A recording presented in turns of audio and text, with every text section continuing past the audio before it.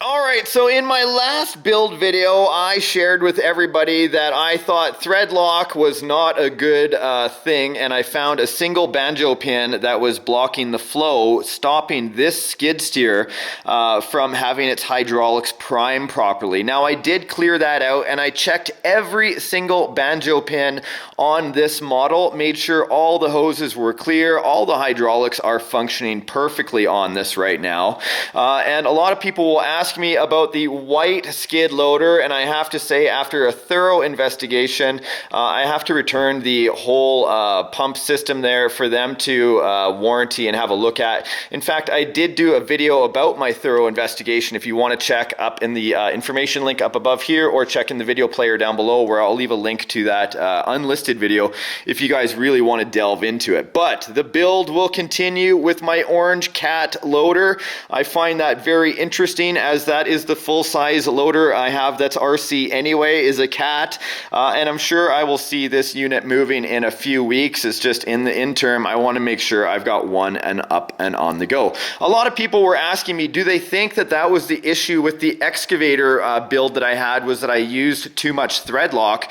And I would like to say these banjo pins are a lot smaller than on that excavator build, and what turned out to be wrong with the excavator build was the hydraulic block itself. There was a design flaw, and LESU ended up warranting that for all of their customers back in that day. I got a replacement. I know other people did as well, and so that's why it was easy to default to think that they had a hydraulic block issue here.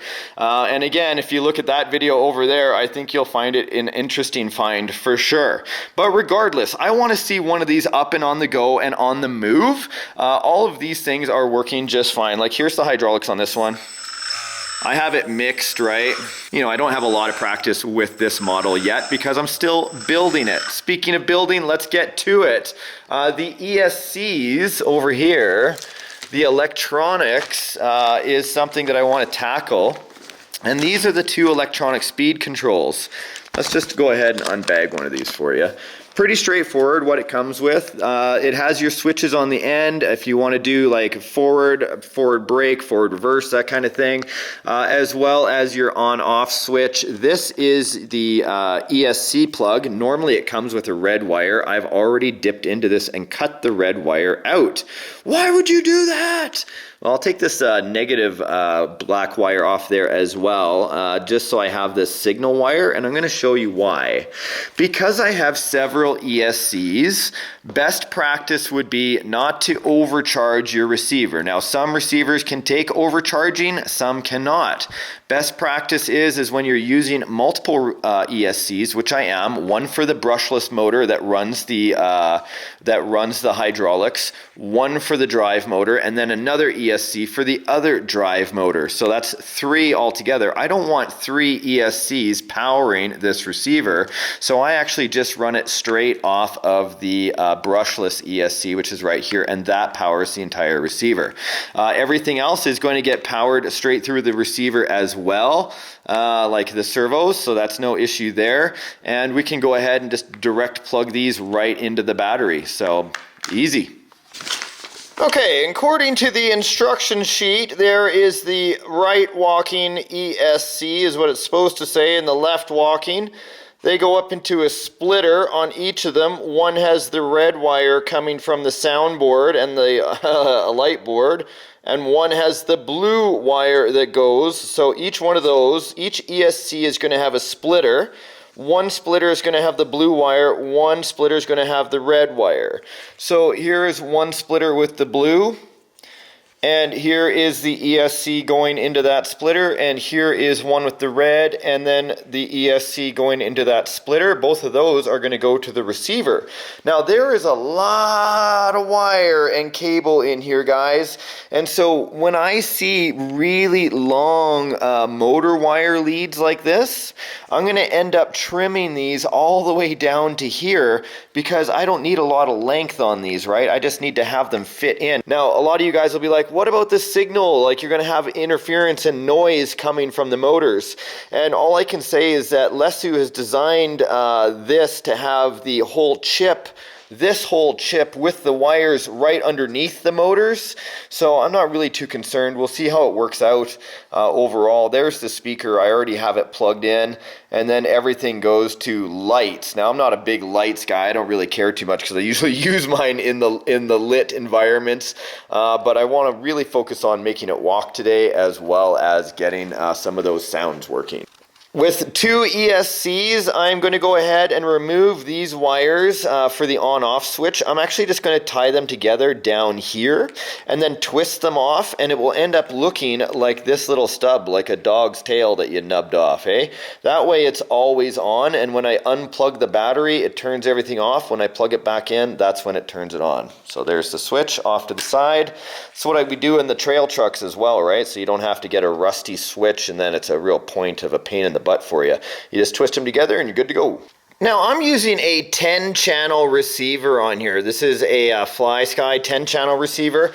I always seem to use these radios because they've got these great side dials that are really good for like excavators or hydraulics, because you can use these tracks or wheels with the dials, and then all your controls can still be with your sticks right here. So I'm going to go ahead, I'm going to go into system, actually into function. I'm going to go down on the touchscreen to my auxiliary channels. Then I'm going to go up, and I've plugged each one of these ESCs, now that I've quick soldered them, into channel 7 and into channel 8. So channel 7 is going to be one of my dials on the side. So that'll be number A, or VRA, and then number 8 is going to be VRB. There we go. I might have to reverse that depending on which side is which. And then that should be good for driving.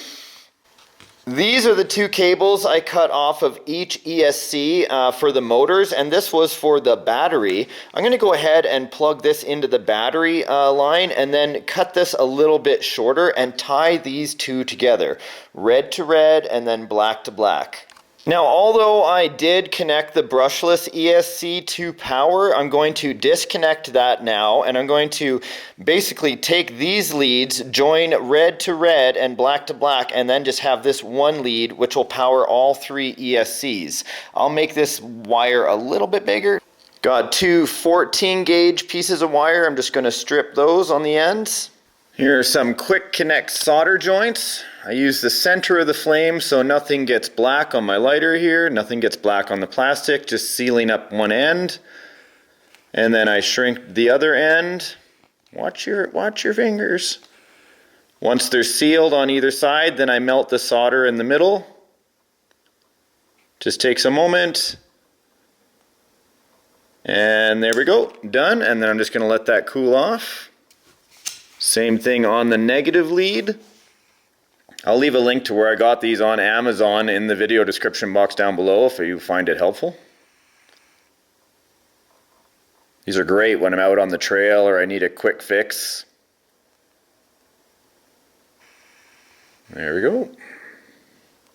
Let that cool off. Okay, then if I go back to the main, right there, in theory, if I plug this in now, doodle-doot, doot-doot, I have everything plugged in. Each one of these ESCs is hooked up to the motor. The receiver is powered. This should be for, like, the yellow cable here is going to channel number 10. This will be on a 3-position switch. So down and then up to start it. Yes. I don't think there's any volume control. I don't see any volume control on it. Now, the weird thing is that this is only going to function with sound on one side. That's not the side, the other side. Okay, so I got to get all this tucked away, but we do have power. Nice. Do we have hydraulics? We do. Okay, this is a good sign. I'm loving it. All right, so I am only using a 2S LiPo today. And I've got to say, guys, there are so many cables. I'm going to have to spend hours and hours shortening up cables. I'm going to do that off camera. There's just no point in the tediousness in a film, plus the trouble it is to film all that kind of stuff. But here, let's see. Can I turn it on now? Let's move this back. Ugh. Got a smaller battery on order. There's on, here's the horn. Okay, hydraulics, sir. What about driving? Oh my God, guys, it moves! Oh my God, after so much trouble, right? Oh my gosh, what a great way to start the year. Oh, come on. Oh no, what happened?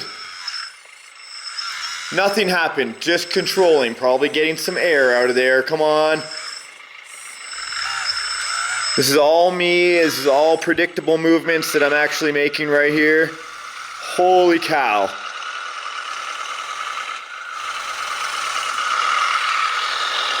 There it is, guys. All I have to do is some shortening of cables, then I can build the cab, and we have ourselves a skid steer loader. Is it this way? It is. Look at that. So cool.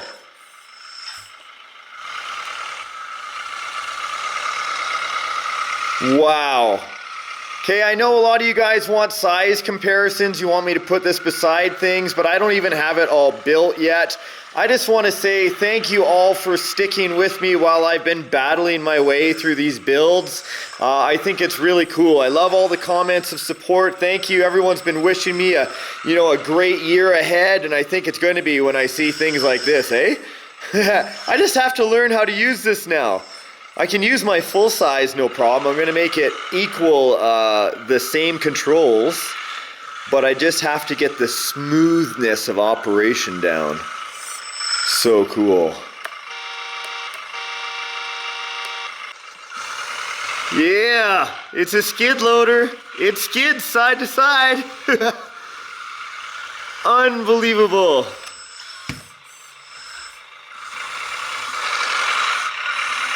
Yes, so satisfying.